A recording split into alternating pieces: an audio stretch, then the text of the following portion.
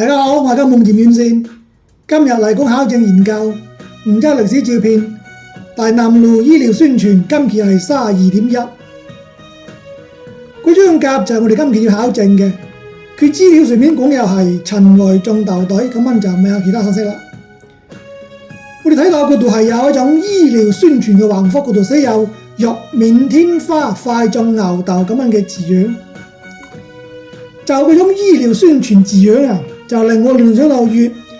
我哋考證到嘅嘛，嗰度嘅字樣係相同嘅，我哋放入睇到啊，見到係有玉面天花快種牛痘咁樣嘅字樣。咁於喺邊度呢？粵就係丙嗰度，兩張我哋都考證過，佢就係五方路。我哋見到丙嗰度前方係道路筆直嘅，直直嘅一條嘅向前方延伸，咁樣呢，佢似乎就同甲矛盾。我哋咁樣睇甲丙兩張嗱，甲嗰度位置，佢前方嗰度佢似乎係有一個彎曲，嗰度有彎咁樣彎曲嘅係嘛？咁樣我哋放大睇呢個甲，睇得清楚少少嗱，嗰度位置，嗰度明顯係嗰條路係直嘅，嗰度呢係咁樣曲過嚟嘅，佢有拐彎有彎曲咁樣呢，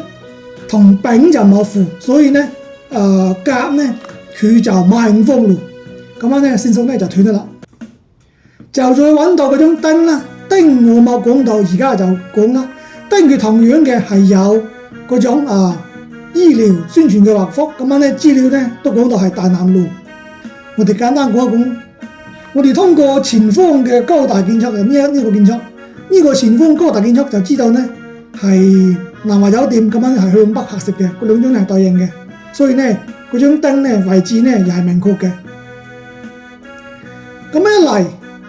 丁甲佢都有嗰種醫療宣傳橫幅，就只有字係唔同嘅。咁佢會唔會係